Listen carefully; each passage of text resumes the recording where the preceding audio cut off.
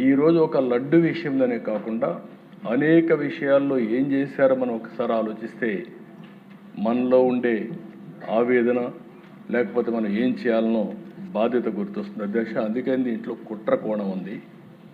ఒక సిండికేట్గా ఏర్పడే పరిస్థితి వచ్చారు. ఇవన్నీ కూడా ఫారెన్సిక్ ఎవిడెన్స్లో చాలా వరకు ప్రూవ్ అయినాయి. దీన్ని ఏ విధంగా ముందుకు తీసుకుపోవాలో కూడా మనం మాట్లాడుకోవాల్సిన అవసరం ఉంది అధ్యక్ష. నెక్స్ట్ ఇక్కడ మీరు చూస్తే అధ్యక్ష, నేను అందుకే మహాపాపం అన్నాను.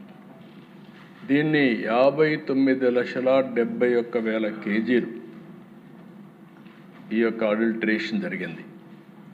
కల్తీ నెయ్యి వినియోగం చూస్తే 234,51,00,000 నిధులు ఖర్చు పెట్టారు.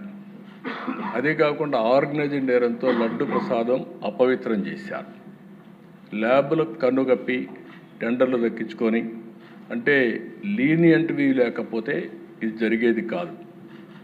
19-24 మధ్యకాలంలో మీరు ఒకసారి చూస్తే 20,01,00,000 లడ్డూలు కల్తీ నెయ్యితో తయారు చేశారు. అధికారులు, నిపుణులు, సిండికేట్ అంతా కలిసే ఇది జరిగింది. ఒకరు కలిసిపోయారు.